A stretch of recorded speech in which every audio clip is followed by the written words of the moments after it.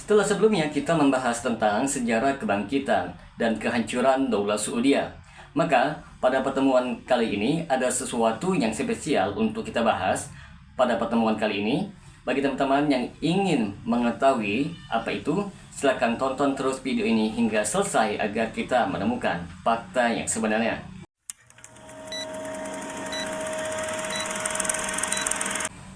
Assalamualaikum warahmatullahi wabarakatuh. Berjumpa lagi dengan saya Rio Mulyadi di channel Manhaj Dakwah. Pada episode kali ini kita akan membahas tentang pengaruh Wahabiyah dalam dunia Islam. Wahabiyah sukses memasyarakatkan prinsip dan pemikirannya secara mengakar di mayoritas semenanjung Arab. Kerajaan Saudi Arabia yang luasnya mencapai 3/4 semenanjung Arab memegang teguh prinsip-prinsip dakwah Wahabiyah. Pembelajaran agama di sana didasarkan pada prinsip-prinsip itu. Begitu juga tata hukum, dakwah, fatwa, bimbingan, penegakan amar ma'ruf nahi munkar, dan sebagainya. Kerajaan Arab Saudi Arabia ini juga memiliki pengaruh yang signifikan di negara-negara Teluk Arab. Ia mengirimkan guru dan dai ke sana yang pemikiran dan keilmuannya dididik sesuai manhaj salaf. Dan pada waktu yang bersamaan mereka memiliki semangat untuk menyebarkan manhaj itu. Sebagai contoh yang terpengaruh oleh dakwah Wahabiyah di Yaman adalah Syekh Muhammad bin Ali Asy-Syaukani. Ia sangat mengagumi Syekh Muhammad bin Abdul Wahab. Maka setelah beliau wafat, ia mengubah sebuah kasidah yang panjang yang menggambarkan kecintaan dan penghormatannya. Ia pun mensosialisasikan manhaj itu kepada para jemaah haji yang datang dari segala penjuru dunia. Selain itu, Syekh Ahmad pemimpin India. Begitu juga Syekh Muhammad Abdu yang berasal dari Mesir. Begitu juga Muhammad Ahmad Al-Mahdi yang di Sudan. Dan juga Abdurrahman Al-Kawakibi di Syam. Mahmud Syukri Al-Alusi di Irak. Dan masih banyak lagi yang lainnya. Bahkan seorang orientalis yang berasal dari Amerika yang bernama L. Stoddard menyebut dakwah Syekh Muhammad bin Abdul Wahab ini sebagai asas kebangkitan Arab. Ia berkata gerakan dakwah Wahabiyah tersebar luas dan berkembang pesat hingga dikenal sebagai kebangkitan Arab.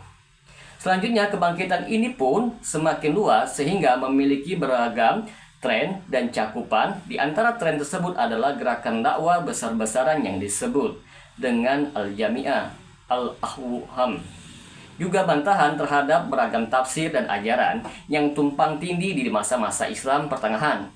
Selain itu, pemberantasan bid'ah dan pengkultusan para wali, singkat kata kembali kepada Islam seperti sedia kala, yakni berpegang teguh pada tauhid yang diwahyukan Allah kepada pembawa risalah yaitu Nabi Muhammad SAW, serta mengikuti petunjuk Al-Quran. Adapun yang selain itu adalah salah, bukan bagian dari Islam. Apapun kata orang tentang dakwah Wahabiyah dan tokohnya, termasuk juga kritik yang ditujukan kepadanya sebagaimana yang telah kami singgung di depan. Namun, gerakan ini juga mendapatkan sanjungan dari banyak pemikir, baik itu dari muslim maupun non-muslim.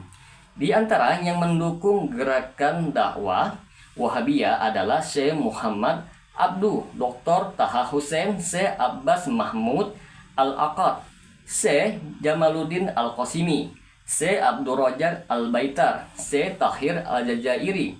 Selain orientalis Amerika di atas, L. Stoddard yang ikut memberikan sanjungan kepada gerakan dakwah Wahabiyah dan tokohnya adalah sejarawan Inggris yang bernama Brookman dan orientalis Belanda yang bernama Segio.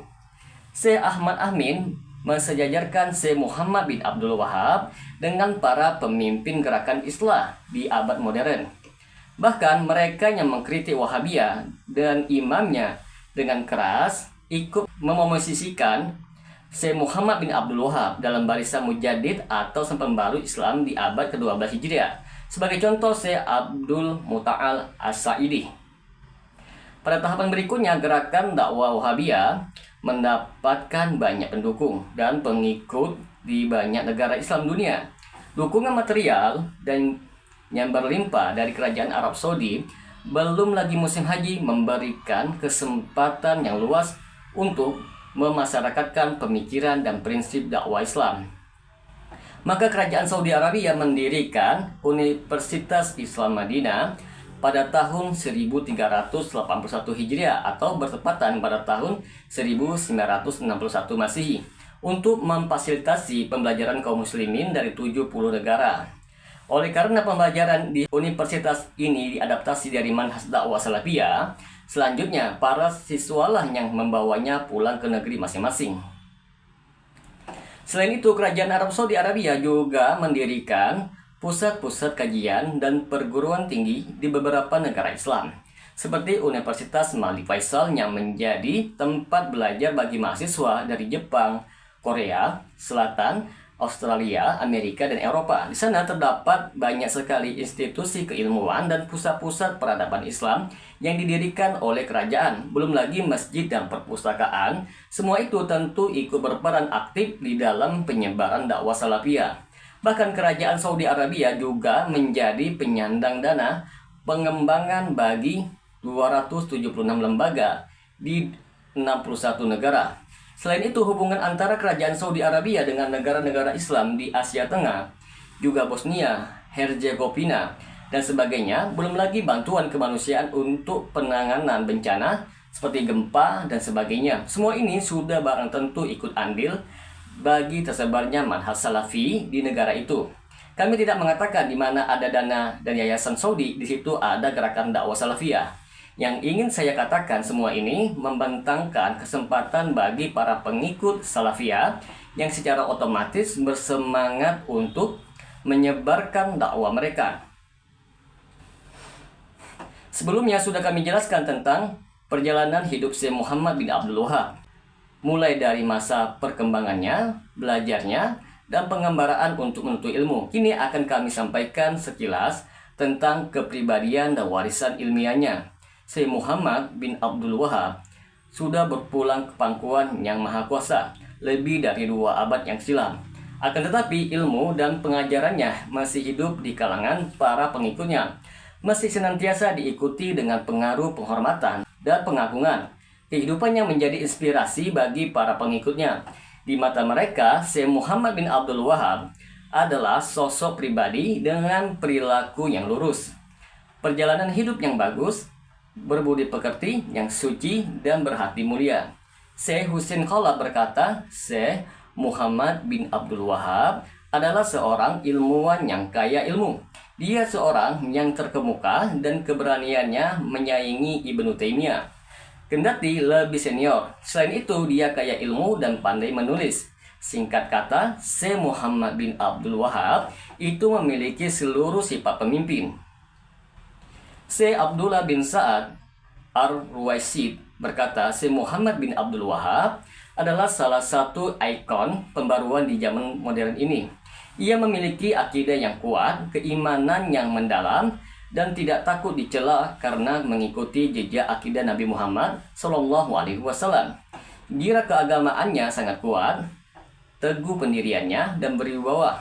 Para pengikutnya mengagungkan dan menghormatinya. Selain itu, ia memiliki kepribadian yang kuat, wawasan yang luas, dan berani berpendapat. Di bidang akidah salafi, ia merujuk kepada Ibnu Taimiyah dan Ibnu Qayyim al-Jauziyah, selain kepada Imam Ahmad bin Hambal. Tidak ada ulama yang ia cintai melebihi Ibnu Taimiyah. Syekh Muhammad bin Abdul Wahab meninggalkan banyak warisan, baik itu ilmu di bidang tauhid, fikih, tafsir, hadis, sirah nabawiyah, dan sebagainya. Universitas Islam Imam bin Saud di Riyadh pernah menyelenggarakan kegiatan berskala internasional selama 1 minggu penuh dalam rangka memperingati Syekh Muhammad bin Abdul Wahab, yaitu mulai tanggal 5 Maret tahun 1980 sampai 15 Maret tahun 1980. Bersamaan dengan peringatan itu, seluruh karya-karyanya dicetak kembali di sebuah percetakan yang besar setelah ditahqiq secara ilmiah dan mendetail oleh tim yang beranggotakan ulama terkemuka. Syekh Muhammad bin Abdul Wahab menikah beberapa kali, dan dari pernikahan itu ia memiliki 6 orang anak laki-laki, yaitu Ibrahim, Abdul Aziz, Abdullah, Hasan, Hussein, dan Ali. Selain itu, ia juga memiliki 6 orang anak perempuan, yaitu Salma, Sofia, Fatimah, Sa'di, Aida, Jailabah. Keturunan C yang garis anak laki-lakinya dikenal dengan sebutan Aluseh. Mereka pun mengikuti jejak sang kakek berkhidmat pada ilmu pengetahuan, menyebarkan agama, memberikan petunjuk kepada masyarakat, menerbitkan buku-buku yang bermanfaat, dan pada waktu bersamaan mengajarkan ilmu-ilmu agama dan sastra di rumah mereka. Syekh Muhammad bin Abdul Wahab menimba ilmu dari banyak ulama. Antara lainnya ialah ayahnya sendiri, Syekh Abdul Wahab bin Sulaiman.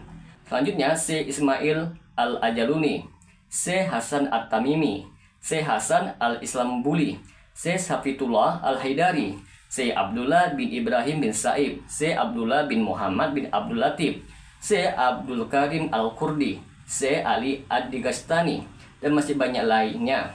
Di antara yang pernah berguru kepada beliau adalah keenam putranya, yaitu Ahmad bin Nasir bin Muammar, Sanayan bin Su'ud, Hasan bin Abdullah bin Aidan, Hamad bin Hussein, Hamdan bin Rasid Al-Uraini, Su'ud bin Al-Imam Abdul Aziz, Said bin Hajar, Abdul Aziz bin Suwailib, Abdul Aziz An-Nasiri, dan puluhan lagi yang lainnya.